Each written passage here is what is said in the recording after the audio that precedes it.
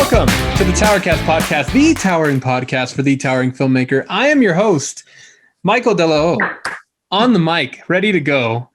Wow, that actually worked something. Out. Whoa, let's go. Yeah, but no. What the fuck? And I am joined by the best crew I can think of for, the time being.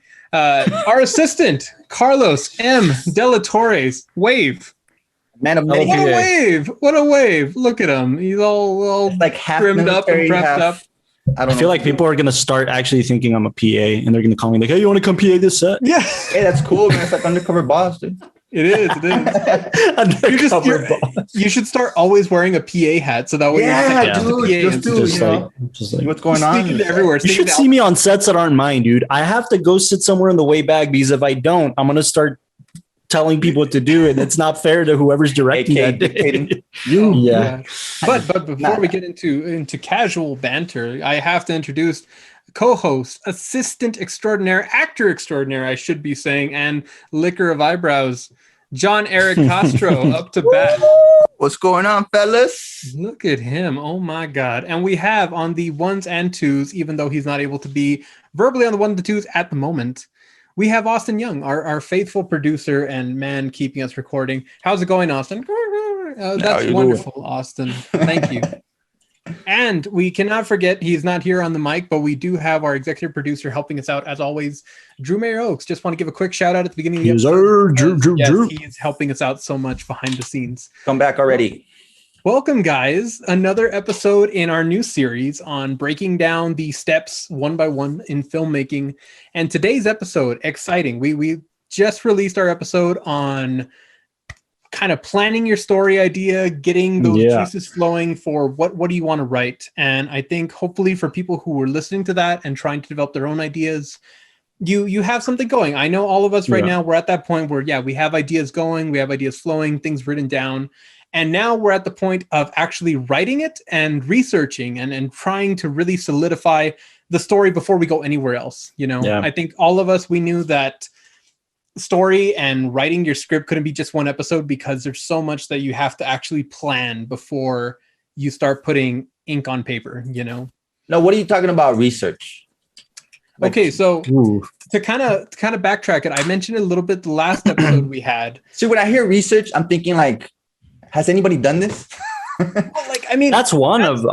actually kind of one of them, man. For sure. That's one. I mean, researching is all the things that are going to make your script solid, So an experience I had last time, and I don't know if I got into too much detail in the last cast, but I was writing a story basically about a struggling author, where basically the idea, I guess I can kind of divulge it, but he was an author. Don't give too much.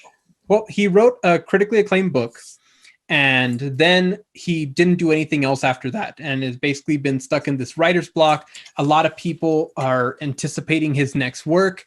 The publishing company says that if he doesn't produce something soon, they're going to want to kind of cut contract ties with him. And he's starting to feel the pressure of, I need to write something and I don't know what to do. And he's kind of there. He had this high success as an author, and now he's worried about hitting rock bottom. So now he's like frantically trying to make the next book. That's the log line. I gotta ask, does he have advice, or why can't he write?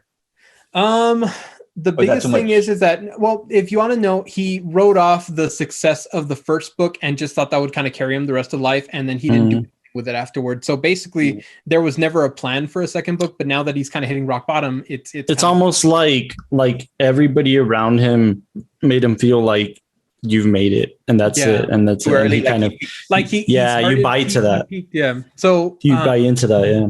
Now, I wrote this as a class project for like a feature that I'm working on.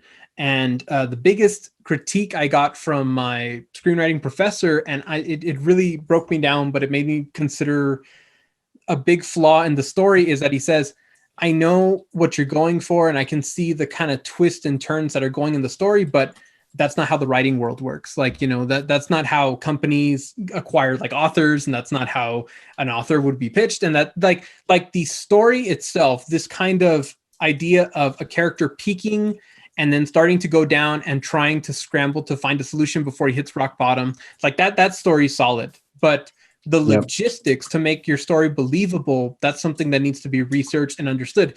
And I think that's true for a lot of people when they're writing their stories. Sometimes the ideas we have in our head, the ambitions we have, they're really strong. There's a lot of good raw material there. But if you're not researching and making sure that the story is solid and has a really good foundation, audiences might watch it and think, wait a minute, I work as an engineer. Like, that's not believable. I wouldn't do that. That doesn't make sense. Or like, it's research all across the board. Gaston, I think the biggest example I can give you for like something we went through simultaneously is depth of field. Right. So depth of field, for those of you who don't know, we kind of had a that was pretty cool. We went to go meet a blind person. Yeah. Question. She was really cool about it too. Yeah. So we the story's about kind of a guy who is born into the society where only 1% or so of the population can see, and the rest of the population, by the time they hit like 20 years old, lose their eyesight. So you have like the world full of blind people, and then the very, very little population who aren't blind. And our protagonist, played by the great John Eric Castro, is kind of the type of person who doesn't appreciate it and doesn't care and just goes on living, making fun of the blind and just kind of like making fun of the whole situation in the world in general. He's that much of a pessimist. But then he meets a girl and naturally falls in love, and she's blind. And again, his kind of world is opened up a little bit. And it was a matter of doing research, right? Like Castro said, we met with somebody who was blind, a friend of ours from film school, actually her mom, and we just got her experience, right? And we kind of took notes and went down there. And I know Maggie, who played the lead, was with us, and Castro was there, and we got a lot of good perspective from there. And did Maggie ask? Oh, my bad. I'm trying to get like. I was going to say no, but before we even got to that, I think that was obviously script is finished. We got to pre. I think you have to do research all across the board, because I'm the same way, Gus, with like, has this been made before? Was it made successfully? Do I want to tackle a story like that if it's already made successfully? Because you can. Ultimately, you can. I was watching a documentary today about the making of the remaking, I guess, or the making of Cape Fear, and how Cape Fear was a 1962, classic film that like Scorsese didn't want to remake. And Spielberg kind of bullied him into it. Yeah, but he says, like, I used the source material, and I kind of went there and I said, well, it's this perfect genre B film that I can turn around and change into something else. So I kind of made it his own, So I think you can. I think even if there's something that does exist that's similar, I think you still have some room to breathe and make it yours. But ultimately, that is the first question you want to ask yourself, right? Yeah.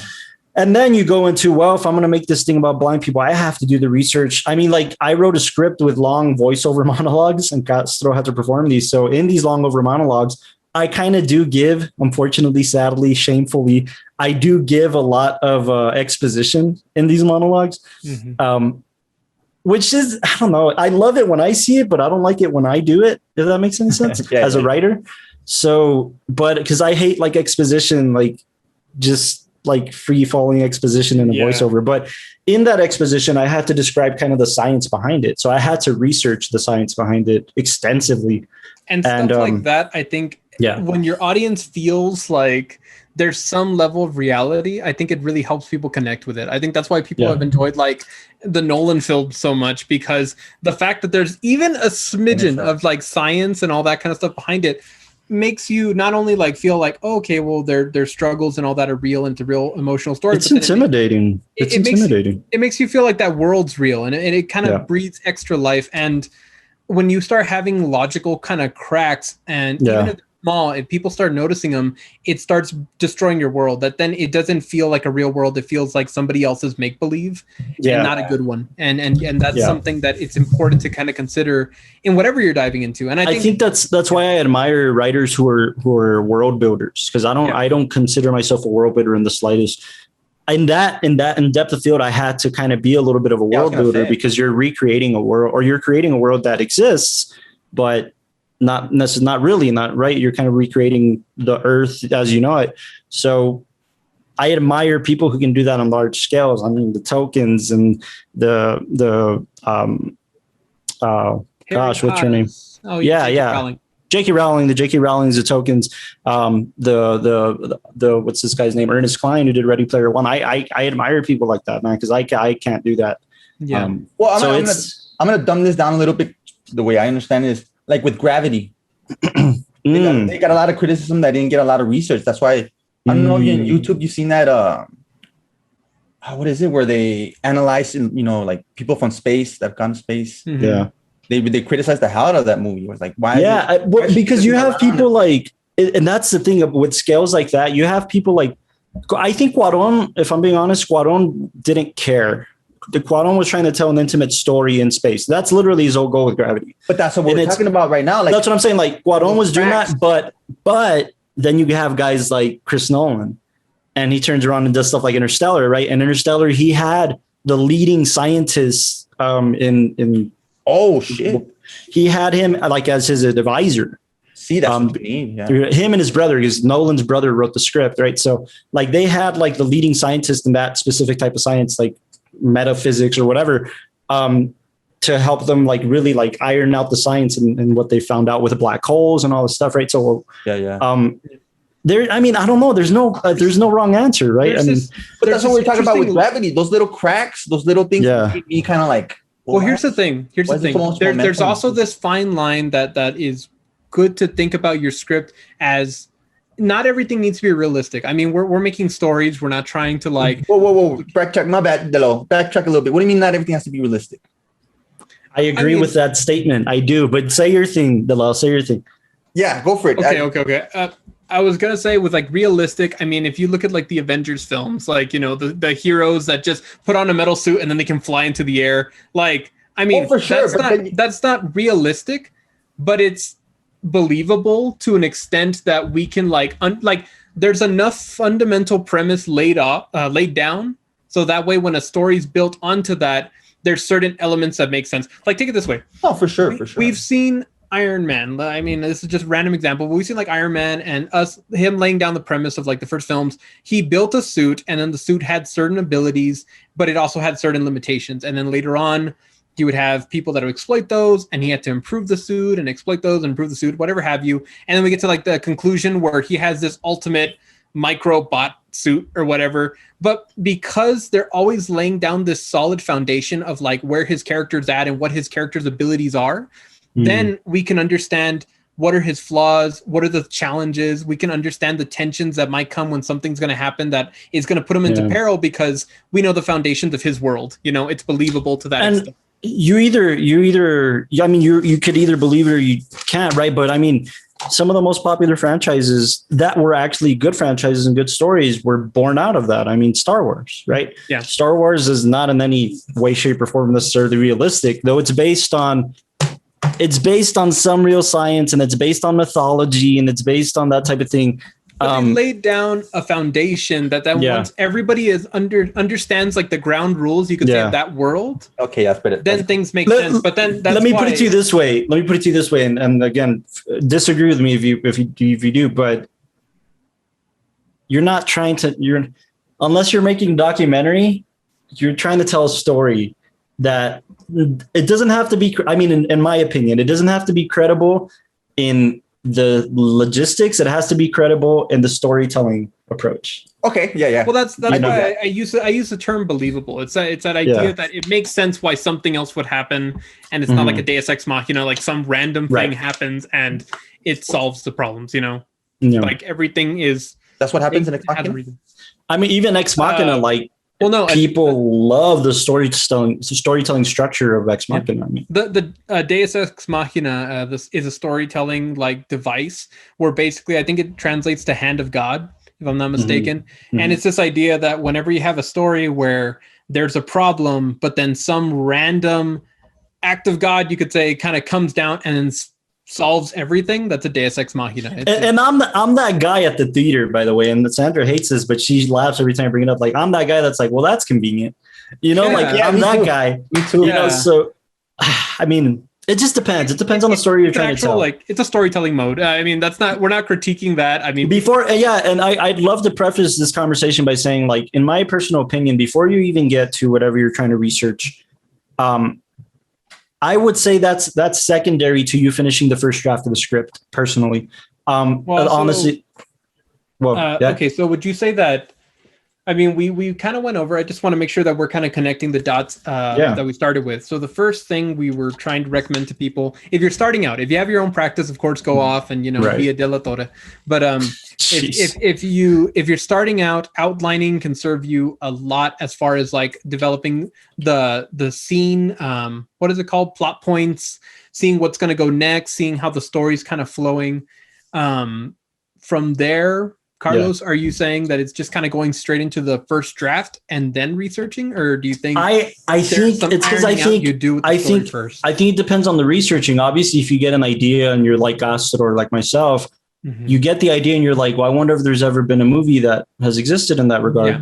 That's preliminary for I think every story. Yeah, that's kind of your preliminary research, right? And then you start getting into, well, what does that look like, right? And that kind of digs you deeper into like, well, if it doesn't exist, or if it doesn't exist in the fashion that you're trying to tell it, then you kind of start researching, well, what would something like that look like? Yeah. Also, another thing, when we talked to Shane Holbut, I remember that he brought up that he had a book. It was like a lookbook, and how there's certain films and looks that he asked directors like, are you going for this? Or are you going for that? And I think researching also includes like trying to understand the tone of your film, and that before you start writing, understanding like maybe like what tone am I looking for? Researching other films that have done similar themes to say, okay, I can see how this theme would play out really well, or like.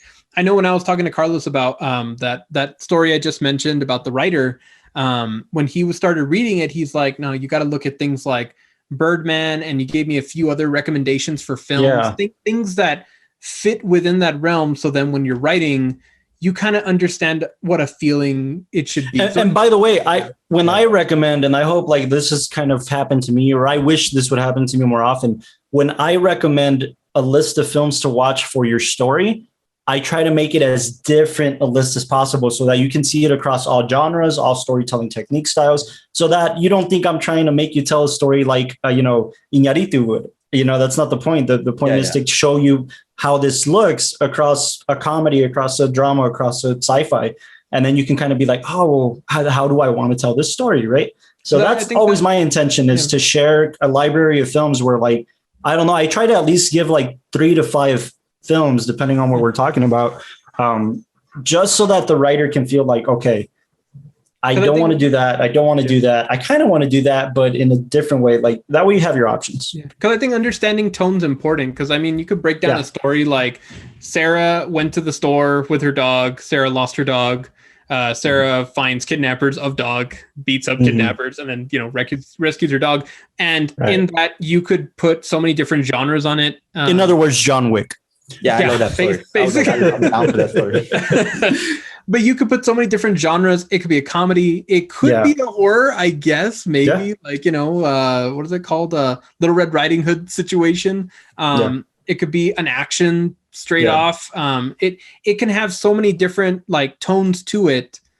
But I think look, if you don't mind finding your tone, now that you kind of, and I promise I won't go to into detail because it's your story, but using your story as a guinea pig, your story, I think I said something along the lines of like, you could go into the Birdman style, which is like the super kind of meta psychological thriller drama thing, which I felt had a similar tone to your script, but you could also take it to like Kick-Ass and how it's this comic book style realism with probably more of a realistic stake than the Marvel movie, You know which one I'm thinking? I'm thinking that John Turturro movie, Mink or something. Mink. Barton Fink. Barton Fink. That's what I'm thinking. Like he's stuck in a hotel. The Coen Brothers one. Yeah. Check that one out. I gotta see it then. Barton Fink. Yeah. I think, or like the character scenes of Nick Carraway and Gatsby. Whether it's the original or Tobey Maguire's performance where he's just writing about Gatsby and he's in that room and he's kind of going nuts about the whole ordeal. Like, like this feverish writing moment. Yeah, for sure. I mean, that's cool. In the piggybacking of the story, I think what's important is that you don't want to ever make a story that feels like it's trying to be too many different things. You want to feel like there's some solid thing that connects it all in tone. What about Tropic Thunder? I mean, it's a comedy. It's a comedy. Really? Are you really going to say that it's anything other than a comedy? Well, that's true. Comedy is one of the hardest to write. So yeah. Hey man, that's why like we were talking about this on a kind of a sidebar. Like that's why Ben Stiller's such a pretty impressive storyteller, man. Like he goes and does Tropic Thunder, and then he turns around and does The Secret Life of Walter Mitty, which is totally different picture, but I mean, you could be that, and that's what I'm saying. Like, make sure that the logistics. I'm sorry to say this, and also might kill me, but the logistics is for your producer to worry about. You know, I mean, the logistics to a certain degree is for your producer to worry about to a certain degree. Also, I'm not saying make your producer's life a living hell. I'm saying as a writer, it's yours. It's entirely yours, and you can't put any limitations until people are going to put limitations on you, right? Because that's what a producer researching in this case is not trying to like say like, oh shoot, like are we going to need this camera for this scene or this camera for that scene or my god, like how many extras and all that. Like don't boggle yourself down with those kind of like elements because that's what writers do, and then they never finish the script because they get obsessed with the details. And that's what I'm saying. Like it comes secondary. Like finish your story the way you want to tell it, even if that means outlining, like we talked about last episode. And then kind of being in love with your story when you get to the point where when whoever your confidants are, you give it to somebody to read, and they're the ones that are going to ask you, hey, well, how does this happen? You know, how does Sarah get to the store? Does she drive? Does she walk? Does she take the bus? Where did her dog get loose? You know, those are the questions that are kind of going to be asked by people who want to know the logistics or are painting a picture in their head. Mm-hmm. Right. Well, I was going to say kind of with my script. I don't want to go into my script, but mine has a border station. Mm-hmm. That kind of threw me off. Like, I need that, but how the hell are we going to... That's and I think I told you, right? Like, not worry about. Exactly. But I have it in the back of my mind, like, because I remember talking to my, like, I think for new writers, at least talking about myself specifically, I remember talking to my professor, and he's like, okay, now I want you to start working on the outline for your feature. And then you're going to start writing the first half of your feature. And my little walnut brain like walked up to him and I'm like, what would the budget look like? And he's like, what? And I'm just like, well, how, like, am I supposed to write it based on my resources, or is it this? He's like, no. In the most traditional fashion, because we have to compartmentalize here, gentlemen. And trust me, you're preaching to the choir because I'm a writer, director, producer, right? You have to compartmentalize. When you're a writer, you're just a writer. You don't have to worry about anything other than writing a good story. That's it. That's all you have to worry about. Like, in the most traditional sense, a writer finishes their draft, sends it to a studio or to a production company or produces it himself, and they get their notes, say, rewrite it. Okay, rewrite it. Here's the finished draft. And then the writer has no say anymore and nothing. That's it. You finish your story and you hope that it's being told in the most closest possible way how you visualize it. That's why I admire guys like, in case you don't know, I talk about this in directing. I talk about this in producing, and whatever you are and whatever you're going after, you have to admire the people that came before you. That's kind of like my number one goal, like my number one priority, right? Yeah, and my favorite writer of all time is Aaron Sorkin. He's my hero when it comes to screenwriting. He really is. Like, what is it about him, real quick? What is it about him? Well, I mean, first off, it's the dialogue. It's the way he writes dialogue, and he. A lot of people have said this, and I completely 110% agree. He writes dialogue like a symphony orchestra. It sounds like music almost. Like when you listen to Aaron Sorkin's dialogue, it's like it has beats and it has rhythms and it has like you watch The Social Network and it's this banter that's like almost beautifully choreographed with just the dialogue, just the words. Yeah. Or you watch something like Steve Jobs, and you get the same effect, you know. So the reason I bring Eric Sorkin up is because for decades, literally decades, since he started writing in the kind of late 90s, 80s, 90s, he just wrote. And he didn't become a director till the 2010s. 2016, I think, was his first time directing. You know, so he had to write the story, make it good, send it off, and let somebody else mess with it for however long. One of his most popular scripts is A Few Good Men. It's a fantastic script, you know. Jack Nicholson? Jack and Tom Cruise. And Tom Cruise is kind of, you know, the whole, you don't want the truth. Or, you can't handle the truth. That's an Aaron Sorkin line, you know. So admire the writers that come before you because they're going to teach you a lot. They're going to teach you a lot about how you want to be a storyteller. And I'm going to Google him for sure, dude.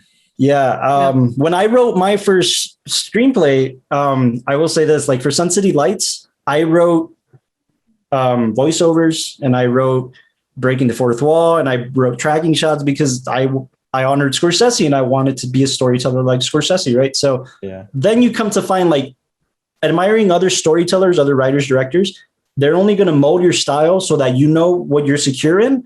And then you become your own storyteller and you don't necessarily emulate them as much anymore. You just honor them. Yeah. I don't know if that makes any sense, but anything like basketball player. I would say, in addition to researching, and I want to also transition into kind of the next topic of writing, but in researching, reading screenplays is so valuable. I mean, you know, because if you look up any like the Oscar nominated screenplays, I mean, if just for a starter, and even if you don't see the movie, like I think the best experience is if you don't see the movie yet, you just read the screenplay and see how these films really like bring the story together, bring the dialogue together, bring the beats together. I mean, it's something that you can learn a lot from, you know, because especially getting into it for the first time, it's really intimidating trying to like visualize everything and put it down. Correct me if I'm wrong though, but when you were writing your story about the writer, not that they have anything to do with each other, but you were, because of a class, you were reading Get Out. Right. That was the second time I took screenwriting around. I was reading Get Out. And before that, you know, he wanted us to pick a script from this list that he had to show us examples of good scripts. And I had never seen Shape of Water. So I decided to go in and read the script for Shape of Water. Terrific. And I was so impressed at how much you're able to feel and see and visualize and connect with the movie without seeing anything. And then, I mean, it's things like that make you realize this is what a good screenplay really should be, you know? And if where would you read those? There's just Google like PDF, like whatever the name of the script is. Oh my goodness, you're gonna have to make me look it up. Just for the audience, you know, doesn't have yeah, for sure. Yeah. No, there. I usually just go to like Script Slug. Yeah, Script Slug is good. I usually just go through like Google and kind of Google and then the script and the PDF version of it. And then just make sure that it's a credible source, because sometimes they'll post like for some reason unfinished drafts of the script. So just make sure that it's a credible source. Yeah, Script Sucks good. I think there's multiple places, and sometimes you'll find some that are like the scripts, but they're in like a weird text and they're not in the HTML right format. Yeah, you don't see those. Yeah. But if you look on Script Slug, all the ones there are the like original script that they used, and like it's all scanned. So, I mean, you really see what like, I guess the film crew and all them would see, and you can see how well put together it is. I definitely would recommend that as a resource. One more time. Script what? Script Slug. So think of scripts and think of snails. SLUG. SLUG. Oh, Slug. Yeah. Okay. I will say this, when I was writing kind of my most recent feature that I finished, because I'm writing another feature. The most recent feature that I finished was a musical. And I remember thinking, I mean, obviously, it's not a big secret. I was inspired by La La Land amongst a bunch of other stories, right? But La La Land was really a key one into like, man, I would love to make musical, right? So when I was writing the musical, I remember when I was finishing outlining, I was looking at the script of La La Land and I was like, okay, if I had to break these down in acts, what is that? What approach do they take, right? Right. And again, this is just research, so you can kind of base yourself off comparison, right? Even to make yourself marketable, because if you're writing a horror picture that's not scary, nobody's going to want to buy it, right? You kind of have to market yourself a little bit in your writing. Not that that's a priority, but you have to kind of put yourself in that headspace of writers, right? So Damien Chazelle wrote the script, and I didn't realize this. I found a document, and I don't know where I found it. I'm so grateful that I found it, that it's basically like a pie chart, and it shows you how long each act is and where the act breaks are and where kind of the beat changes are. And I was so grateful for that. I think of like the Harmon 8, but for La La Land. Right.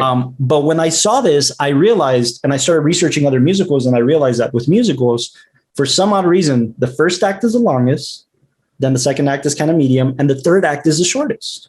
And if you analyze La La Land, the first act, the meet cute, the backstory for each actor, that's the longest act. And then the second act, when they're together, it's kind of a little shorter and it doesn't last all that long. It's definitely not as long as the first act. And then the third act is just kind of the downfall and the separation. Goodbye. Yeah, the goodbye. That's kind of the third act. So I was like, oh my gosh, that makes so much sense. And I had to rework my outline to figure if this is the right way to approach it, right? So then I wrote the script. And when I wrote the script, I felt so confident because I knew I was writing in the musical format. Yeah. Right. So it is important to research even like the format of the genre you might be writing it. Yeah. I know that sounds like a dirty word. I promise you, I thought of it as a dirty word when I started filmmaking. Genre is not dirty. Genre does not mean it's you throw yourself. Yeah, you don't throw yourself into a built-in audience the way I used to think of it. You know, when you're an indie filmmaker, you hate the studio system and you start thinking, nah, man, like I'm not going to write this superficial cookie cutter bullshit. Yeah. And you're not supposed to. You're supposed to analyze the genres and analyze what made these genre films good. Oh, yeah. And then kind of start analyzing what can make your story good.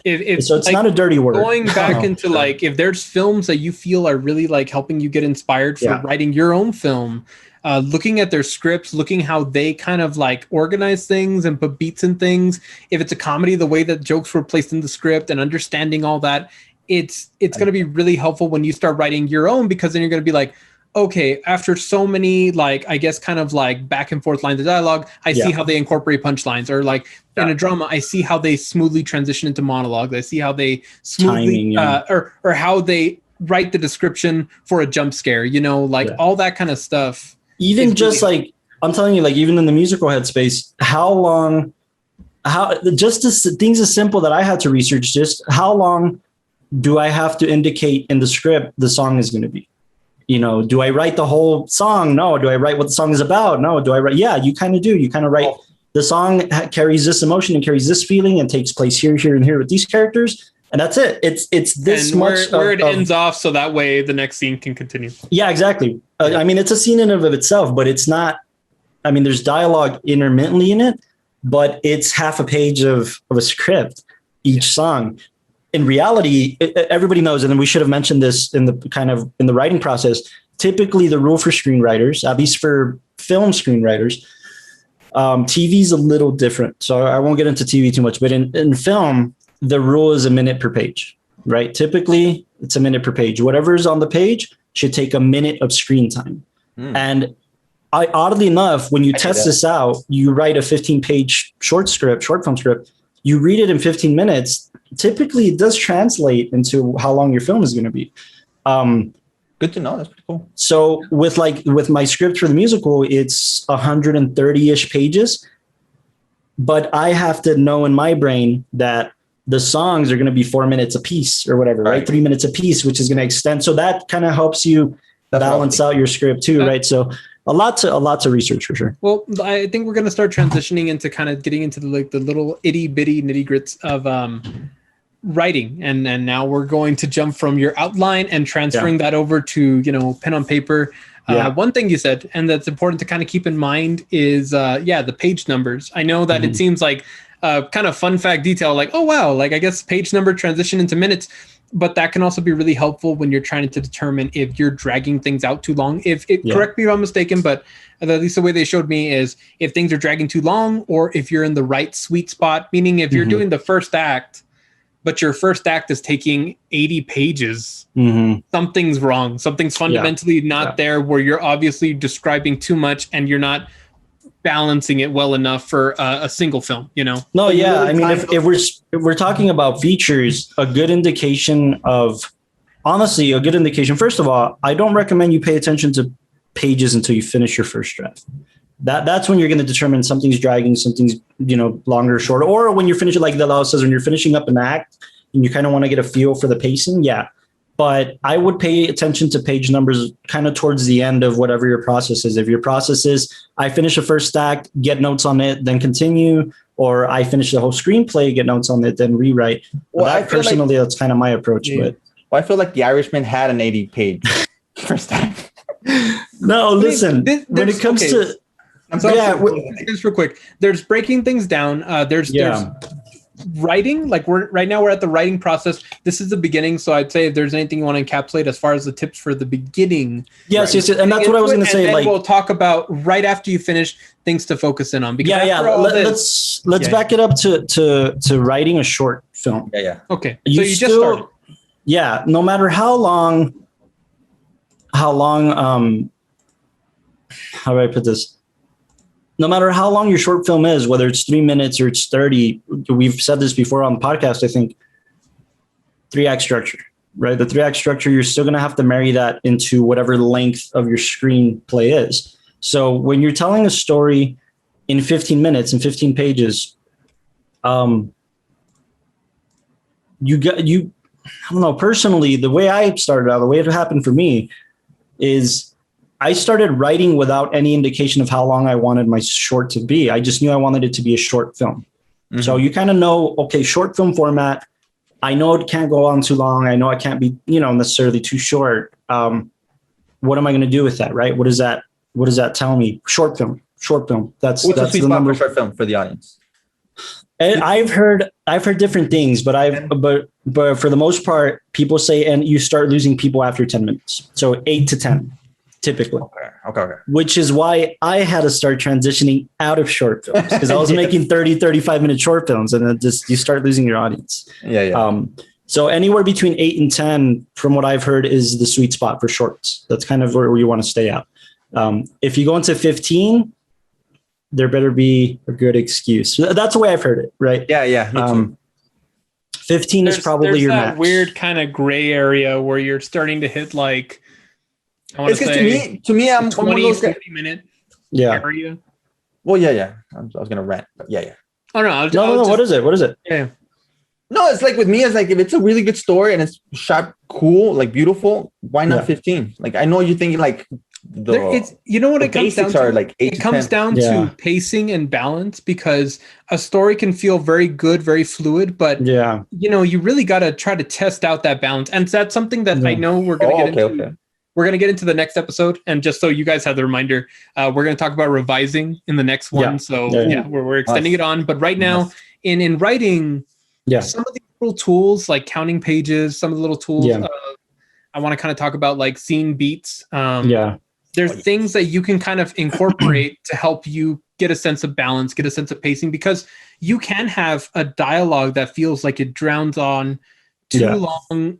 You don't feel like it's going anywhere. You don't feel like there's any tension, and then you'll lose the audience, and then that'll help. Let's set it up. Let's set it up. You've made your characters in your outline. Yeah, Cindy and the You've established kind of a backdrop on where you want your story to take place. You've established these characters' conflicts and where you want them to be from point A to point B, right? You've kind of established that in your outlining. When you get to writing your first page of action dialogue, right? Format's going to be your best friend. You have to really do marry format. And I've said that before. Yeah. Pay attention to format, even if it's rough, even if you're writing it on paper and pen. That's fine. Just pay attention to format and how you're going to kind of escalate things, right? Mm-hmm. We gave a lot of pretty cool resources of like early screenwriting software. So check out the last episode. We kind of talk a little bit about that. Make sure to kind of pay attention to how format works in its most basic form. And it's just understanding kind of how it works.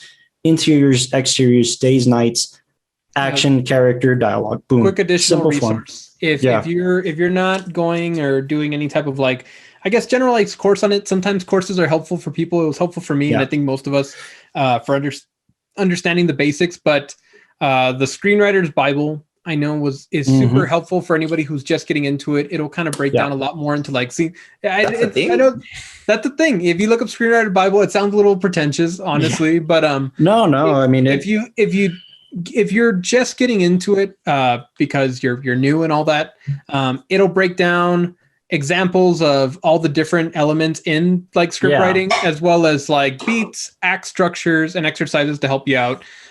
Definitely it works for a lot of people. It works for a lot of people. And quite honestly, I think using a Screenwriter's Bible is the first step in my opinion. It's one of those early steps where you learn that rule so that ultimately you can kind of throw it away later. I think the Screenwriter Bible for me, I personally don't use it as much anymore. Yeah. Because you know why? Because I like to honor the departments. Like as a writer-director, I'm not just thinking about how I'm going to tell the story and all of the elements that are going to tell the story, but I'm thinking about giving liberty to the costume designer, giving liberty to the actors, giving liberty to all the departments. And if I do their job for them, they're going to feel like they have to abide by my rules. And that's not the intention. It shouldn't be the intention. That's why I kind of do away with the Screenwriter Bible. I do it with the Screenwriter Bible because I want to honor everybody's position and make them feel like they're developing the story with me. So it's important for you to have. It's a good resource to start off on. I agree. It's this funky little ditty, you know? Yeah. But basically, it'll break down things like all the elements in screenwriting, story format, and all that. And I mean, if you're just starting out, obviously, if you're listening and you've been writing for a while, these are all very small details that you forgot about. And, you know, you're kind of figuring out your flow, your style. But definitely writing at the beginning, you're trying to learn how to write a story that other people can understand in other departments, you know? Yeah. And these fundamentals will get you there. There's a great book. And you start with like, I remember I started reading books when I started screenwriting of like, literally books like what they don't teach you in film school, how to shoot video that doesn't suck, I have that one. Frame by frame, you know, kind of the director's handbook. And then once I read all those books, I kind of like, all right, I get what they're trying to tell me. And there's only 2 books I kind of revisit when I feel like I need to. Mm-hmm. This is one of them, the film handbook by Geoff Andrew. It's a director's handbook and it has an introduction by Scorsese, which is kind of beautiful. Way better than the Laos. And no, but it's slimmer. No, because the Lao's right. You have to have kind of like this plethora of knowledge to borrow from. Understand the fundamentals. Understand the fundamentals. For sure. Because if you're going to start writing and the only thing you can give to your actors, your cinematographers, everybody else is lines on a paper and you just write dialogue next to it and then you have to like draw pictures to explain actions. Like again, people are going to be confused. People aren't going to respect that. And this is just what works for you. The reason it's boiled down to 2 books for me is because the other book that I have that I don't have here with me, I lent it out actually, is Robert Rodriguez's Rebel Without a Crew. I revisit that because that's in diary form. Yeah. It's in diary form. And you're just kind of revisiting from pre-production to post-production to distribution even on how a filmmaker's journey kind of goes, right? So I revisit that one and I revisit this one. This one I revisit because it's literally a catalog of directors and their styles and what they do and what they've done. And I kind of just, it's just a catalog of that. And it just, so like I can go and say, all right, Brian De Palma, how would have Brian De Palma approach his stories and why does that matter? And that's what's kind of important to me on like, depending on the type of story I'm telling, right? So that's why it's boiled down to 2 books, right? Now, without trying to get too much out of the topic here, we're talking about the first page, right? I like to it's about setting up your story. I think how you introduce your story, though it's nerve-wracking and it's a little intimidating, in my personal opinion, it's probably one of the most important steps for starting out, period. How does a film captivate you? You have to ask yourself that, right? Yeah. How does I know I'm gonna get some slack here, but how do the words hook? All my life I wanted to be a gangster, open up a film. I mean, like how does that captivate you, you know? All my life I wanted to be a gangster, you know? Or when you get to films like Her and you set up a world building thing, right? How do you set up your world? How are you setting up your world? Whether it's this big, intricate storytelling world building type thing, or if it's a minimal 2 guys having a conversation about the girl that just broke their heart in the room, you know, how are you setting up your world? How are you going to captivate your audience? Because whatever you write on the script, for the most part, has to translate onto the screen. So set up your world, take a lot of time on that. Everything else is going to flow naturally after that, but take your time to set up your world. Take your time to, whether it's a captivating opening piece of dialogue, whether it's a captivating opening action, opening location. I mean, just let me throw this out there off the top of my head, something along the lines of exterior El Paso freeway bridge night. A man is on the top of the bridge and he's getting ready to jump off and he's looking down and he sees the traffic oncoming. Something like that's pretty captivating, right? Something like that's like, well, where's this going? What's this about? You know, if you don't want to be as ambitious and you say, well, I'm using action because that's the antithesis of me. I more than anything, I try to open my films with a captivating piece of dialogue, whether it be voiceover or we're coming in the middle of conversation with somebody. that kind of blow to Beginning- the chest is what I want my effect to Beginning have, should right? be hooking your audience. I mean, Yeah. you know, the beginning can explain a little bit about your world, Yeah. but you don't want to be using the beginning like, oh, okay, like we're here and this happened to Timmy and Timmy's now running over here and now we're having this and this and that. Yeah. Like, because then it's like, well, why aren't you showing me that? Like, why do you have to explain everything to build up to that? So yeah, I had a lot of you wanna hook filmmaker people friends in. of mine like read scripts of mine early on and tell me that Michael Heads, one of them actually, like, show don't tell, show don't tell, show don't tell, and then that was engraved in my mind because I was doing that.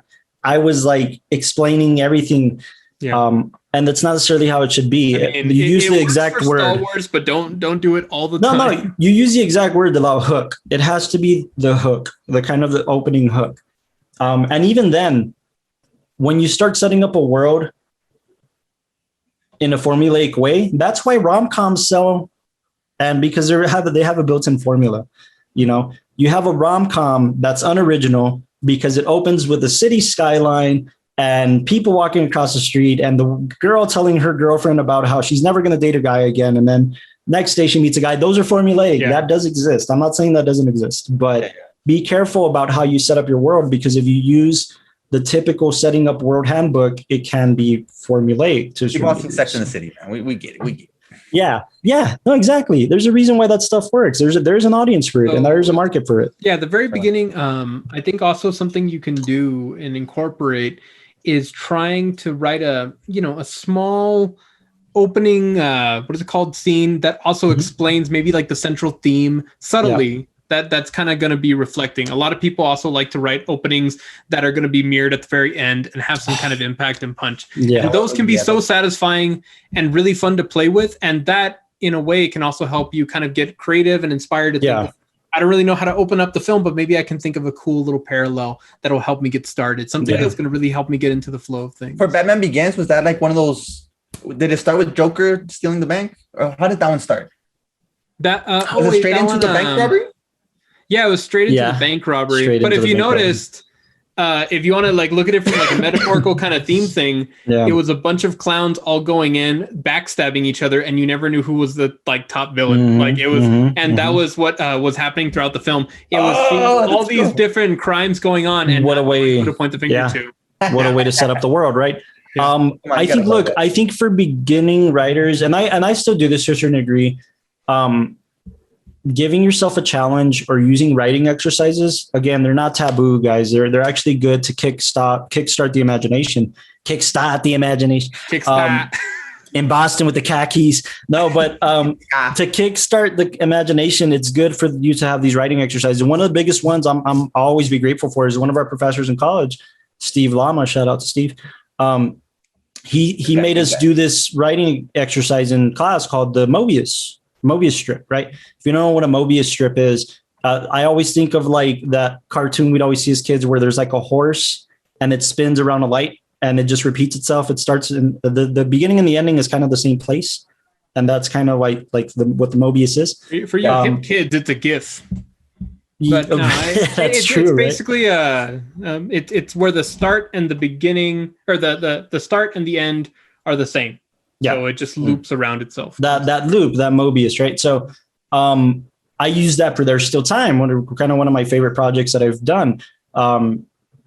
Probably definitely one of my favorite performances from Castro, because we had to tailor the story in the Mobius setting. It was for a class. So we did it for a class. And I asked him like, hey, we got the story.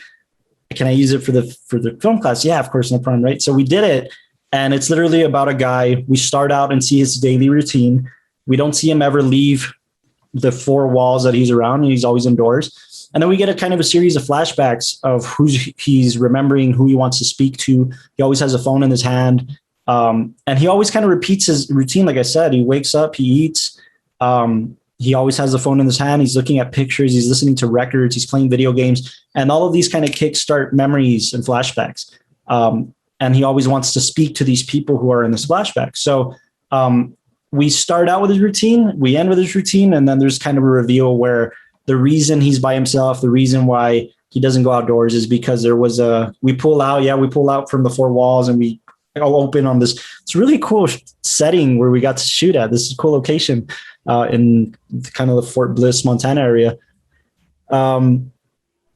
where there's a slug that says the U.S. entered into World War III. Basically, there was no known survivors except one, and he's our only survivor, and that's the whole story, right? So that Mobius thing of how we're going to get our beginning and our end identical. Yeah, it sounds. It kickstarted the kind of the creative flow for that. So writing exercises are good. They really are, honestly. Something I want to kind of go into. Because another area that I got stuck, and this was also helpful for me, I don't know if you still use it, but it's also really good for pacing, is scene beats and understanding the charges within a scene. Sure. Something that happens is that when you're writing a story and in your mind, you're thinking, well, there's Sarah, and at some point in time, she's going to lose her dog. And that's a big climax, at least early on in the film. But there's so much film that has to happen before she can lose, her dog. Yeah. And in scene beats, I learned at the very beginning, you want to start introducing, kind of like what Carlos said, your setting, your characters, their wants, their needs, in very nothing on the nose, of course, nothing that just like is them deliberately saying like, oh, I love my dog, and like, or no. Like I guess no, you could do that. How would it be on the nose? Some people are very successful in doing that. You see a lot of that stuff in comedies. Yeah, you see a lot of that stuff in like in parodies or like parodies, comedies, kind of dark comedy stuff, where they're making fun of format. In a drama, yeah, but in a drama, you don't want somebody to say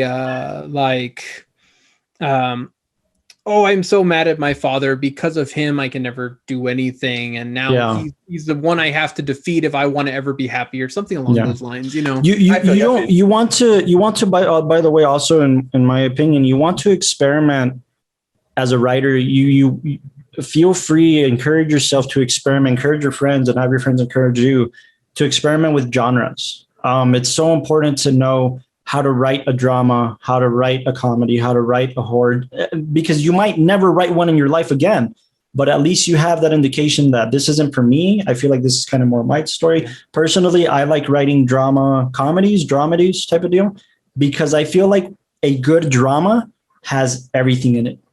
It has comedy, it has heart, it has suspense, it has maybe even some action thrown into there, maybe even, it really does give you a good emotional roller coaster if the writer's very careful about how to approach it. So I think experiment with genres. I have friends like that are constantly challenging me to write a horror film or to write a thriller. I was gonna say, are you one of those writers that he loves drama but hates thrillers? Thrillers aren't my favorite films to watch. They're not my favorite films to watch. They're fun to write. I mean, something like Seven, or something like, I mean, I can see the genius behind it, but one thing I've always told myself as a writer director is I'm not going to put myself in a position where I'm not going to do the story justice. So I don't think I would explore making more thrillers, because though they're fun to write and they're fun to kind of make, the character development could be really good. It's not my style. And therefore I feel like if I do something like that just for the sake of doing it repetitively, the story is going to suffer. Mm-hmm. Oh, yeah. Whereas somebody who loves thrillers and that's their jam, they're going to do a much better job than me in telling that story. Right. So you consider Rock and Roll a thriller? That was. I know we're getting off my bad. No, don't worry. I'm gonna. I can come back. My bad. Yeah. I don't know. It wouldn't be a drama. I feel like it's an action. If anything, maybe an action comedy. No, I would never put it in action. No, not action comedy deliberately, but maybe like in it, like he says with drama, but thriller comedy. Maybe action thriller. But it is very comical, Castro. I don't know. It's a weird spot. Anyways, no, yeah. But I think like, I think for me, that's why I like exploring every type of genre to write. Again, that's something I've learned from my heroes. Like again, Aaron Sorkin writes stuff for David Fincher, which David Fincher's the thriller guy, period. Mm-hmm. Right. I mean, but David Fincher launched off and made Social Network, and then he made Mank, you know? So from my heroes, I've learned explore genres for fun, almost honestly explore them for fun to kind of rejuvenate those creative juices. Mm-hmm. And then once you find your niche, develop your niche and find your niche. And I think that's the best way to kind of approach that for sure. In what I was kind of going to, at least early on, definitely exploring your genre is important. When you're writing a scene, there's something along the lines of like scene beats and charges. I don't know if you've kind of gone through it, Castro, or like writing a scene early on, but understanding... For acting, it's kind of like punchlines, but yeah, go for it. Well, well, understanding where your character's at when they enter a scene and knowing that they shouldn't end the scene in the same way. You can disagree with me, Carlos, unless I'm getting... No, please. But sorry, I get on a tangent of like... Because I know that with you, there's this level of like, we're beyond the fundamentals. We're at like how to develop as a screenwriter, which are important, you know. We definitely want to go into like also wherever level you're at. If you're starting early on, understanding or looking into the concept of scene beats and knowing that a character should enter a scene at a certain charge. Let's say I'm sad because something happened. Let's say like Sarah's dog died, or no, she ran away. No, the dog ran away. She starts off sad, and then what happens is that to keep momentum going in the film, ending it where she interacts with somebody, it's an odd interaction, but that at the very end she finds that that person could be a lead to like what happened to the dog or something like that. Understanding that at the end of every scene, the character shouldn't just stay stagnant and then just in the next scene they're at the same place, next scene they're in the same place, because then as a moviegoer, like watching your film, it's going to feel like you're never progressing. So keeping in mind things like changing the charge in a scene can be really helpful, and there's plenty of videos. I think the most important word for that is dynamics, right? Yeah. What about the dynamics in your story? Dynamics are just the fancy way of saying your ups and your downs. How are your ups and your downs intertwining into your story, right? So setting the charge, setting the tone for the opening of your film is going to determine where your story is going to go to a certain degree, right? If we're in a low point, and it could go either way, right? If we're in a low point of our protagonist's life, they just lost their job, they just broke up with their girlfriend, they just, whatever.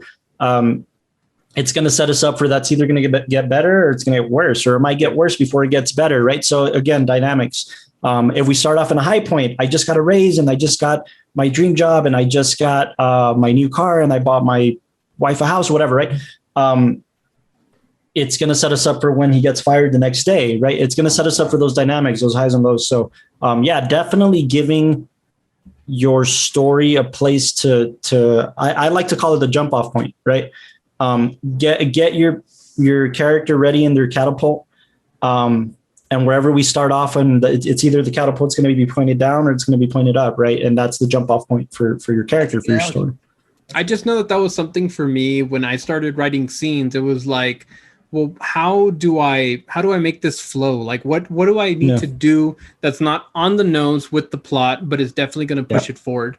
Some of the ideas that helped out was really understanding the character wants, needs, and then from there, knowing what they want and what they're after.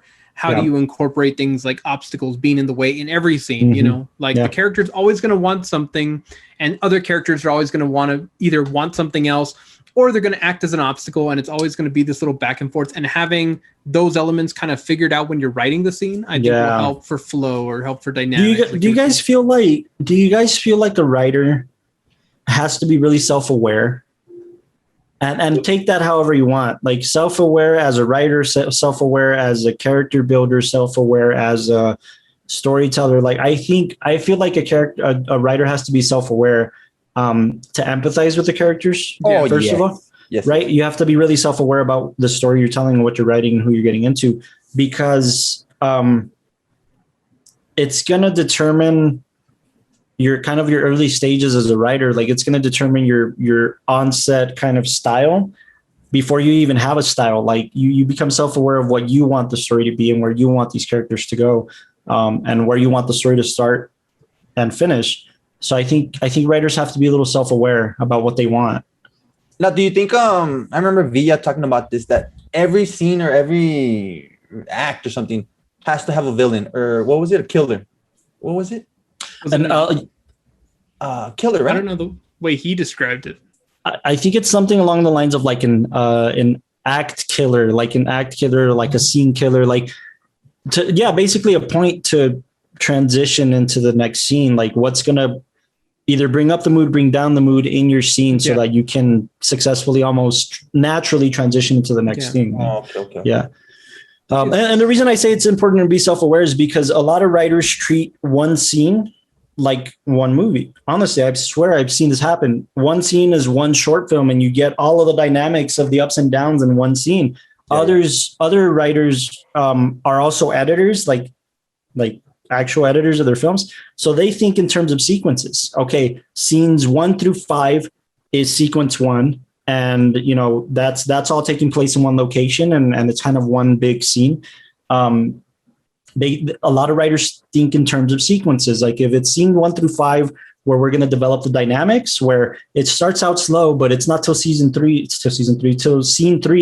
where we start getting some of the rise and the climb. And then we get to see scene 4 and it starts taking a fall. And then, a lot of writers think in terms of that.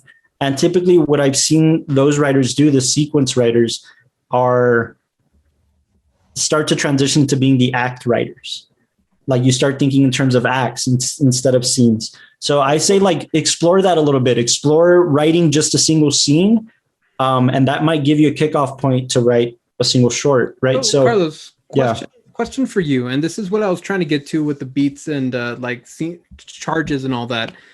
If for somebody who's just getting into it, how do you write a scene that's not boring? I guess you could say that basically, how do you prevent yourself from writing a scene that nothing goes anywhere? What are you trying to look for when you're crafting a scene in a film? I think you're asking the wrong guy, because I'm gonna give the wrong answer, but that's okay. That's okay. Okay, you can give an expansive answer, because for starting out, I'm Tiny Pablo. I've never written anything. I know. I understand comic books. But it's because the reason I say that is because I'm the type of writer that general question, what's boring to the person that's looking at it? Well, that's what I mean. I'm the type of writer that that I like films where nothing happens. Oh, you know what I mean? I like films where nothing happens. No. I like films where nothing happens. I like films where I'm more compelled about the storytelling, about the characters and what they're going through and what they're doing, than what's going on in the world around them. So okay. Here's the thing. Lars and the Real Girl, right? Yeah.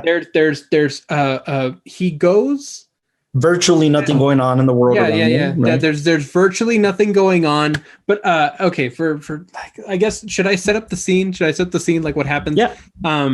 Lars, a recluse, played by Ryan Gosling, is basically, a bundle of anxiety and doesn't like to socialize and courtesy and niceties. He's very, you look at him and he's very fragile. He goes to his brother's house, who's just, he lives in the shed of the brother's house, but he decides to walk over to the house because he forgot, I think, his blanket.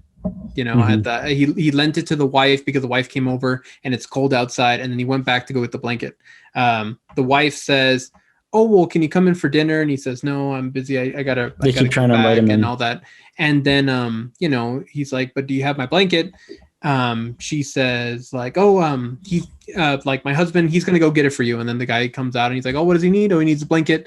"Oh yeah, I'll go get it for him." So then the brother races back. And then I think the wife asks, "Do you hate me?" And the brother says, "Oh, here's the blanket." And then, Lars grabs the blanket and walks back. Now, in that scene, relatively, in this world, nothing happened. No new characters were added. No new dialogue was added. It's just, I want Here's the answer. Why was that not boring? Why was that not boring? Here's the answer. Because, a lot of it has to do with performance, but honestly, but let's talk about the script, right? In the script, now, two things come into play. Peculiarness of the character. Why is this character acting like this? And almost before peculiarness, curiosity. You've set a curiosity in the character that you want to know more about. Yes. Right. Well, what's so important about this blanket? She just said something very strong and powerful. Why do you hate me? And he's not responding. Those are moments where it draws your audience. And again, it's like Astro says, rest assured that if a guy likes thriller, horror, B-slasher films, and he reads your script, there's very few people in the world that are going to like what you're writing about. So know your audience too, right? Know who you're showing it to. Yeah. Sure. Something I've always respected about a friend of mine I go to with all of my scripts, Eric Sanchez. Eric Sanchez, if you know Eric, he's into thrillers and horrors and slasher films, and that's his jam. He knows everything about horror films. He's an encyclopedia of these films. He really does know his shit. Like really, he does. But the reason I give him a script is because I've screened films for him that I love. Like I forced him to go watch La La Land with us for the first time. And he was able to separate himself from his own world and say, oh, that was a good film. You know what I mean? So there's very few people who can do that. But if you can find somebody that can do that, it'll be somebody who could give you good feedback. So he didn't find that boring is what I'm trying to say, right? But because those characters were compelling enough to draw you into the film. So I think giving the example of Lars and the Real Girl, as long as you write a character, it's all going to depend on your character. It's really all going to depend on your character and what they're talking about.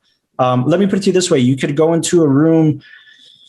You can go into a boring setting like a church, right? Is it a boring setting? This is such an odd conversation. Well, I mean, aesthetically, maybe it isn't, right? It depends how it's shot, right? If it's a dainty church, if it's this beautiful cathedral, if it's a beautiful cathedral set in Spain, I mean, of course, it's not a boring setting. But if it's like side note, yeah, is it weird that like maybe in like the film lens, I really can't think of a boring place? I mean, you could give a blank white room with a single person. We just saw an amazing scene where Robert De Niro's standing in the middle of the desert with literally nothing around him. No, and then like I mean, like a blank white space with a character in it, and you're thinking like, is that would be boring, right? But is this a dream sequence? You see a film like Arrival when she goes up into the spaceship and then she's just talking in an abyss, and it does something. Yeah, no. I don't know. It's weird. Well, that's what I mean. Like if you set somebody, let's just put it that way. If you set somebody in the white room with nobody around them, but you start hearing their inner monologue, that's almost automatically always captivating, right? Yeah. What the voiceover is saying, if you make it interesting enough, it's going to captivate your audience. So it's all about hook. Again, probably the most important thing we've talked about today is hook. How are you going to hook your audience in whatever you're writing about, right? If you're, and I'm going to just throw genres out there so that if you're listening to this and you're wondering how you should kick off your story, if you're Michael Bay and that's your style and that's your thing, all power to you, man. I mean, that's your thing. Cool. Good for you. But if you're an action guy, how am I going to explosively open up my film to captivate the action audience, right? I'm going to pull out two guns in the middle of a grocery store or whatever, something Pulp Fiction-y, right? We're at a diner and you pull out two guns and you start robbing people. If you're a Western guy and you want to set up these beautiful scenery, this beautiful scenes and this beautiful scenery and backdrop in wide scope and wide lens, maybe that's how you're going to captivate your Western audience. If you're a drama guy, it's all about circumstance, in my opinion. It's all about circumstance and character. What's making your character interesting? The question I ask myself for screenplays, for film in general, and it may be a little rough and it may be a little blunt, and forgive me if it is, but why do I give a shit? You have to make me give a shit. You really do have to make me give a shit. And that's all going to depend on your first few pages of your screenplay. In Lars and the Real Girl's case, it was in the first scene. I'm willing to bet that was within the first 5 pages. In the first 5 pages, you made me give a shit. And I think that's probably the most important thing. Look, I've heard stories. I've submitted screenplays. Not a lot of people know this. I've submitted screenplays in studios and, production companies that are interested in reading them and hopefully making them. And I have conversations with people at the studios and they say, look, straight up, man, your pitch is good. Your whatever's good. Typically we don't read past 10 pages. Yeah, I've heard that. So if you don't get me in your first 10 pages, your script is off to the recycling bin. They got stacks. Because they got stacks. They got stuff to do, So number one, you're lucky if you're able to get it into the hands of an exec. Yeah. But number two, even just general script readers that work at a studio, they read 10 pages And then if they don't like it, they're going to pass. So if you can captivate especially in shorts, obviously, right?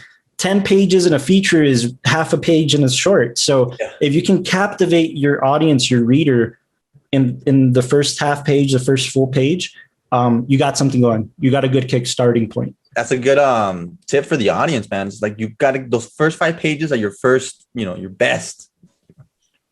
It takes a while to get there, man. I most certainly, I don't even want to read my first scripts. Gosh, I don't even want to look at some of my early films. We all get to that point, but it really is important to kickstart your screenwriting career, exploring the things you love, exploring the type of writers and filmmakers you love and the films you love. And when you're finally ready to put pen to paper, like we're talking about now, how am I going to captivate my audience? A good writing exercise is to just write a bunch of first pages, man. I swear, and this has worked. Write, if you're generating ideas, typically when I start writing a screenplay, Austin will ask me like, "Hey, how's that new one coming?" Like, and the number one question he asks me is, because he knows me as my producer, he says, Are you loving it? Are you falling in love with it? And that's my gauge, is like, I'm not really loving it, dude. I think I'm going to shelve it for a little while, or I think I'm going to scrap it. I'm not really feeling it. But usually within the first few pages, I can tell if this is something I want to keep pursuing. So that's really important. First few pages are going to tell you a little bit about how to tell this story. Well, my next script, the first few pages are awesome, dude. It's like my pitch. It's like a pitch for sure. Yeah. I agree. And that, ladies and gentlemen, is how you teach Castro how to write. No, I mean, what do you think, Dalal? I feel like even as readers, right? You guys have read screenplays. We've all read screenplays. Am I cutting out? I think Dalal. Oh yeah, I think you're. I'm cutting out. There you go. Wow. No, but like I feel like when we're reading as a director, even if I'm starting to lean, I might be. I don't know. I want to start exploring directing films I haven't wrote. I really do. I want to start exploring that realm. And therefore, I have to be really good at reading screenplays. I have to become really good at reading screenplays.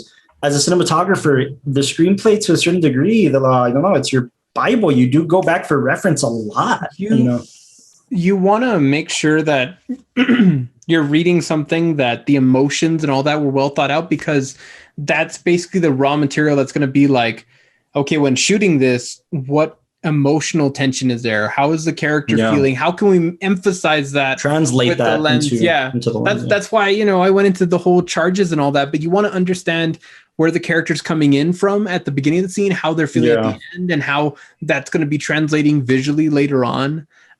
Like you said, understanding, to me, it's just become very apparent that understanding your character and fully fleshing them out is going to be very helpful when writing like what kind of comes next in the film. And then, that's where I kind of went into the logistics. I think, like charging yeah. Kind of stuff. I think this final, this is kind of my final question in regards to this subject matter. I know we got more to talk about, don't get me wrong, but I kind of want to ask, like, we're all, everybody's in the room, Castro, Dalal, Austin, myself. If we were working for Paramount, and we have a 5-year deal with Paramount, and we've established ourselves as creatives, right? As actors, as cinematographers, as directors, as editors, producers. Typically, your agent will say, "Hey, got a script for you. Check it out." You read the script. You either like it or you don't like it. You pass on it, right? That's kind of a quote unquote above the line people, right? When you're a grip or when you're a gaffer, when you're kind of at the mercy of other people. Yeah. You don't really get to say anything about yes or no in terms of the storytelling. You're just there to support whoever, right? But what's going to make you guys either say yes to a script or pass on a script? That's kind of my question. Like within the first few pages, maybe you get the rough patch, maybe you get into 15 pages and then you read 30 and then you read 50 and then you finish the script. What's going to make you pass on it to want to be involved as an actor, as a cinematographer, as a director, as an editor? I don't know if Austin can chime in yet or not, but what's going to make you either pass or want to be a part of it? I mean, one big one to me feels like, is it readable? Is it formatted in a way where I can like understand what you're trying to tell me in a very fluid way? And if I can't, I mean, that's going to be an instant pass because if I'm having trouble. So like fluidity. Yeah. Because I mean, formatting to me, like I mean, in the early writing classes, when you're like borrowing your friend's scripts and you're trying to read them, and then we're all figuring out format, you realize how much that can actually like make or break something. And especially like if you're trying to add tension to a theme, but then you're kind of confused how everything's like jumbling together. Yeah. That's a first. Fluidity. Yeah. Okay, that's fair. Castro? You know what? I kind of agree with that too, but that's where I kind of find the fun or the challenge to being an actor. Like, can I make some magic off of this? Right? Obviously, like, damn, like it's putting too much on the actor, right? Like, so like, do you think in terms of how you gonna make it work? But that's what I kind of look like. Can I make this character work? Like, even if the format's kind of off, dude, is this something that I've gone through? You know, so it's almost like you're asking yourself before you even ask yourself, okay, because I think you're asking yourself, Castro, can I offer anything to bring this story out successfully? Exactly. But before even that, like just as a reader, just like as a film viewer, like before even considering, because I feel like actors ask themselves that once they're like, oh shit, I want to make this. Yeah, exactly. Before you even get to like, oh shit, I want to make this. Can I bring something out of it? What makes you like, oh man, I want to make this? Like little Timmy is coming up to you and like, Castro person, like I wrote this, like read it. Is it good? Like what is that element that's going to be like, wow, this is really good? Or like, oh man, there's something. Oh man, I don't want to sound like I don't No. Again, I'm saying I'm putting ourselves in a hypothetical scenario where we're working professionals at Paramount. Yeah. You know, also just strictly as an actor. Because now, to a certain degree, I think we've all kind of met our point where we are passing on projects because we're not passionate about them. Yeah. But typically when you're starting out in your career as a writer, director, actor, whatever, you say yes to everything. Yeah. To a certain point. But now you're at a point where you're not, Gus. So what would make you say yes to passionately want to be involved in the story? Also, well, obviously if the director or the writer is really passionate about their project, if they got a good crew, obviously all of that, right? But if you come to the script, I hate going into like the whole actor's perspective, but no, that's what we want. I'm seeing like the lines, like are these lines punchy? Can I make something work out of it? You know what I'm saying? Those are they too bland? Is the dialogue witty and like that's why when I gave you my script for this one of the first ones that I wrote, you were kind of like criticizing some of the words that I was using. Yeah, that's what I was telling you. But that's the character. Even though that word is kind of like weird or something, that's the character. That's the character. You know what I mean? That's what I kind of look at. Is these punchy? Can my character? Can I roll with this character? That's what I'm seeing. Okay, I don't have you guys' eyes, but that's what I'm saying. No, is it a cool character? Is it a bad guy? You know, you start going into all that. Character, Frank. Yeah. Character and dialogue, like. I mean, actors, don't be apologetic about that, guys. So actors want to give like some juicy dialogue. They want juicy dialogue. You want to see strong dialogue that, I mean, strong, that's better wording. It's not only describing the character, but it's, you know, there's life in the scene. It's not just very much like, hello, how are you today? I am doing well, person. Like, oh, that is great. You want to come with me on this journey? Yes, let's go. Like, I think also what I've been impressed with when I read like the Coen Brothers scripts is seeing scripts that create a very distinct early on sense of character, and like seeing that kind of separation where you don't feel like one person could easily be like another person and all that. And that's the thing, just like, you know, making good scripts. Is that something you see early on? Maybe not, but definitely seeing like somebody who's put like a lot of thought into that character. Yeah. Sure. Obviously, like the emotions, like, you know, are they going with a good flow? You know, stuff like that. And again, Austin, writers, that's your job. Exactly. Yeah. Freak. Austin, are you there? Are you able to chime in on this, like as a producer? And obviously, editors use a script to kind of shape the story. But as a producer, like, what makes you want to read this? You've had the green light and put the no on scripts on this project. So I don't know if you're there, if you can chime in, but if you can, do you have anything to say? Like, what makes you want to do a film? And I would just cut this out. Yeah. There's your answer. We might just cut it out. Okay. Hi guys, I'm Austin. I didn't know I was muted on Zoom. Nice. Oh, he's talking. I'd kind of go like kind of in a way with what Castro was saying. Like, it's a matter of how can you bring this story to life. If you read it and you don't feel like you can do it justice, then why are you going to try to put your heart and soul into it? Yeah. See, I'm a big character guy, man. Big character guy. Like, yeah. Going to like them. I think you'd like that movie. Seven Psychopaths. Oh, the Seven Psychopaths. Oh yeah, terrific. You read each of the characters, you're like, dude, I would want to do each one of them. You know what I'm saying? Like, yeah, like it doesn't matter which one of the seven. I'd want to be one of the seven. Yeah, even from Sam. What's his name? Sam Rockwell. Sam Rockwell. His lines, man. Yeah, funny. They're witty. That's what I'm searching for. Like, dude, I need this. Yeah, Martin McDonagh, man, he's a good director. I think he wrote that script too. Martin McDonagh's good. He did 3 Billboards too, which obviously. Anyways, I'm curious on that front. I think for me, that's why I want to explore making films that I didn't write, because when you're a writer director, unfortunately, you're already emotionally attached to your script to a certain degree, right? So you want to make it because you're already passionate about it. Yeah. You're already passionate about the story you want to tell as a writer. So as a director, you're almost 10 times more as passionate because now you finish the story and you want to see it come to life in your vision. So that's why I'm curious as to like when you're a cinematographer, I mean, for the most part, you're not writing the script.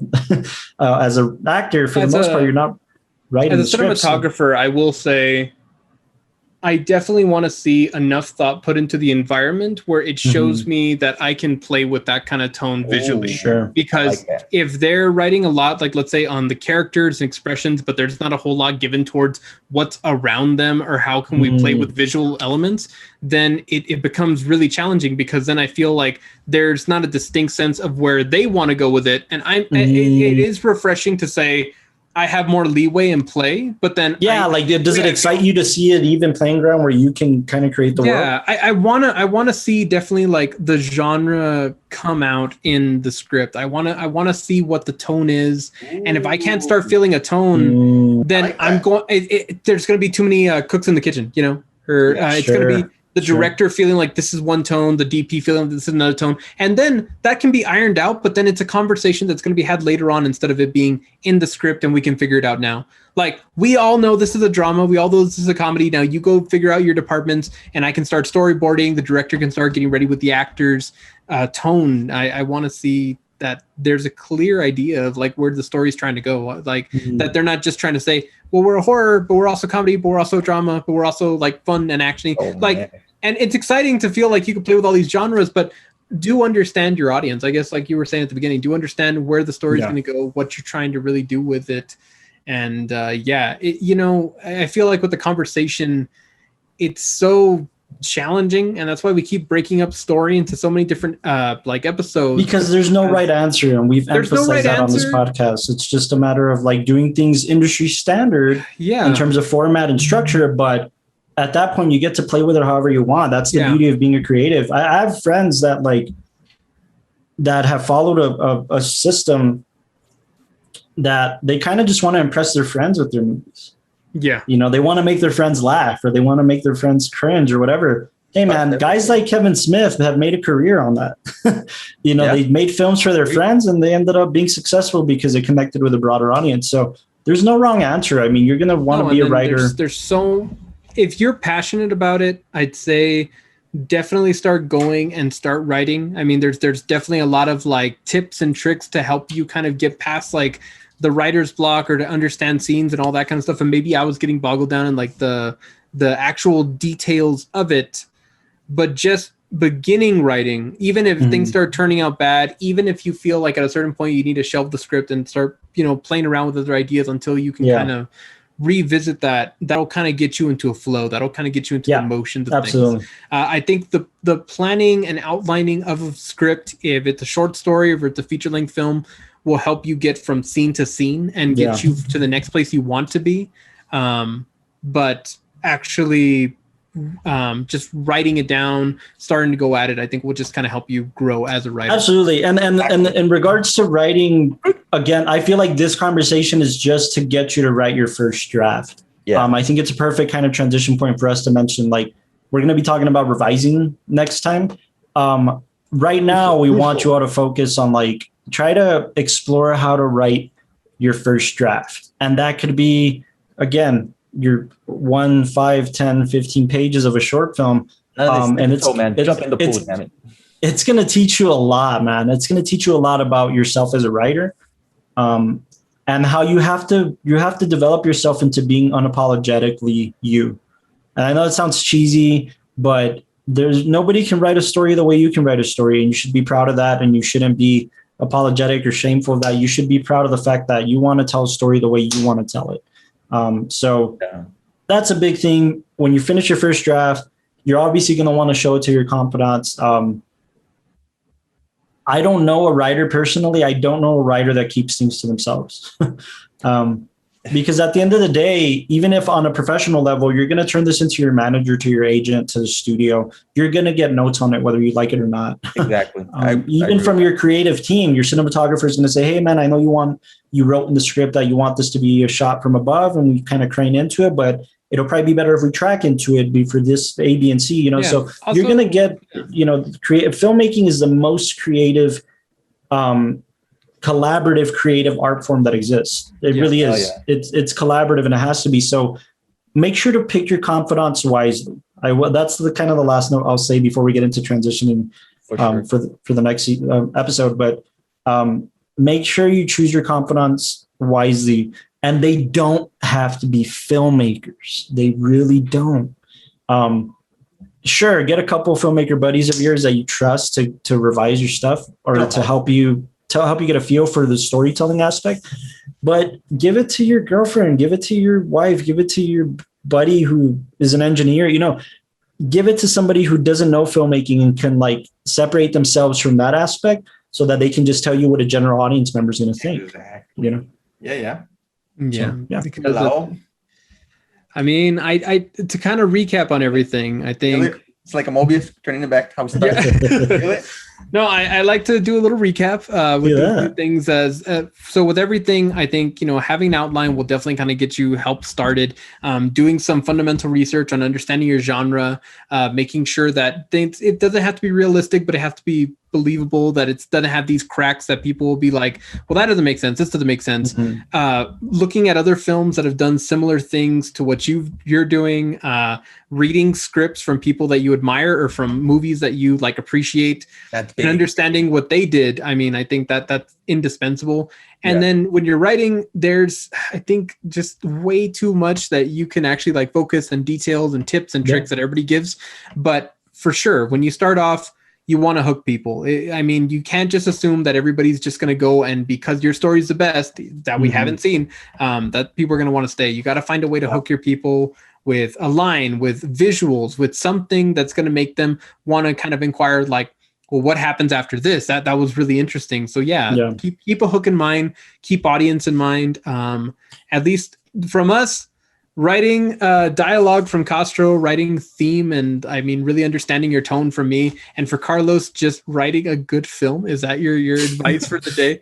I do want to impart really quick on just some advice I heard today, actually, for my cinematic hero. I was seeing an interview with Coppola, De Palma, and Scorsese, and they were just talking about story and script and format and stuff, right? And Scorsese said something really encouraging to me. He said, this was back in the 70s. This was a Scorsese before the white hair. And he said something along the lines of, I'm very bad at grammar. I'm very bad at format. I'm very bad at this. When I was growing up, he says, when I was writing stories, I'd draw pictures. That was the only way I knew how to tell stories, was to draw pictures. And in my mind, I would give them motion. That's how I was writing movies. I was just drawing pictures. And he said, I didn't have a typewriter. I didn't have a Super 8 camera like a lot of filmmakers went out and shot Super 8 short films. He's like, I had the movie theater and I had pictures. And that's all I had. He's like, and to this day, if you know anything about Scorsese, he doesn't really write his own scripts almost ever. And he's been that's encouraging to me, because it's if he's saying, you know what, man, it's all about the storytelling. It's not always about the format or the grammar or whatever. Sure, those are tools you need to know. But I mean, if he can do that, if he could just say, I'm going to grab a script and I'm going to see how I can make the best story I can out of this, that's very encouraging to me. To take some of the weight off as a writer, you want to just make sure it's a good story that's going to compel people to want to either see it or tell it with you. So at the end of the day, I really do encourage you writers to and we're going to get into it even on the production front. I think I have so much more that I've learned as a director. When it comes to writing, tell a story that you want to tell because you love it, and be unapologetic about how you want to tell it. And I mean, just find ways to encourage yourself to tell a good story, period. Whatever that means to you, a good story, period. I think I heard this from a teacher. Everybody has a story to tell. So might as well just write it. Yeah. Yeah. Basically, I mean, if you are motivated about your story, it might be rocky at first because the screenwriting world is its own monster in itself, but it can be done. You can tell your story, and there is a joy that I think we've all experienced when you're actually writing things down and you're like, wow, that exists now. So it is definitely a scary world, but thank you for joining us on this conversation. When you finally get to hold it in your hand, we're gonna have to censor that now, jerk. No. We're gonna have, when you finally get to hold it in your hand, and it's this completed form of something that started off with just page 1. It's very, very encouraging. It's very, very satisfying, and really, it's the best feeling in the world. Yes, it is. But please, don't let what is it called? Don't let all the logistics boggle you down. I think that's my specialty. I love letting them boggle me down. But definitely go out there, make mistakes, keep writing stories. Even if you just kind of ignore everything from the beginning and just start going out and writing, you'll start finding a groove. You'll start finding a flow. Those fundamentals that are out there and all the tips that people offer, I think it's just a great way for you to know that you're going to be writing something that people are going to be able to understand and respect. But yeah, it ultimately at the end of the day, however it works best for you writing your story, that's the best way to write it. Next episode, we are going to get into revising and formatting and just making sure that it's all nice and neat because you've finally written your story. This is it. You're going to be moving on into the pre-production world of actually gathering resources and trying to gather people, and that's going to be another monster. But if you're in love with your story right now, if you are feeling it, you know that this is going to be something special, then the next should come easy, But if you're not feeling it right now, then you just got to go back to step 1. You got to start finding that story that there's no shame in that. This was an exciting episode, guys. Thank you as always for joining me. And I just want to bring up our segment. Yes, we're still going to be working on it. This is still too young to, I guess, kind of like fully implement. But if you have any questions on this process, if you have any questions on screenwriting, if you have any specific examples that you'd like to give us, if you'd like to share anything, please come out and join us. Leave us a message on Anchor. If you download the app, you can record a message or you can text it anonymously. However you would like to be recognized, but we would love to offer at least our advice and help you get producing your stories, writing your stories. I mean, even if later on we start going into the production world, we're at a different stage now. This is something that's collaborative. While we've all been in the process of either filming something or shooting something or editing something, and somebody comes with a new story and it's back at ground zero, just how do we get that person motivated and writing their story? So at any point in time, if you have questions on anything, please come and talk to us. Guys, for comments, man. We may have missed something. We're humans. We're still trying to get our footing in the professional world. Absolutely, we're still learning. We would love to at least share whatever advice we have. I mean, for sure. We've all gone through it. We've had our experience. We're by no means perfect, but we want to use this as a moment to help out people. Yeah. Thank you so much, everybody who's listening on Anchor, Apple Podcasts, Google Podcasts, just any platform, and joining us on YouTube. We did a Facebook Live a little while back, a couple of weeks back, but if you liked it and you would like us to keep doing more and interacting with you guys, we would love to do it. Just let us know. We're here for you. Thank you so much. Hey, who knows? Maybe we'll convince the Lao or Austin and I have to convince the Lao and Castro, our fellow leaders here, to let us do a live episode. Live episode, possibly coming. Possibly a fully vaccinated episode coming soon. But thank you guys. Thank you so much for joining us. The next episode is going to be talking about revising your script, and we got some more fun episodes after that. And keep tuning in, keep writing your scripts, keep editing, keep enjoying the filmmaker experience because it's amazing, and we are here with you. So thank you, everybody, and take care. Love you guys.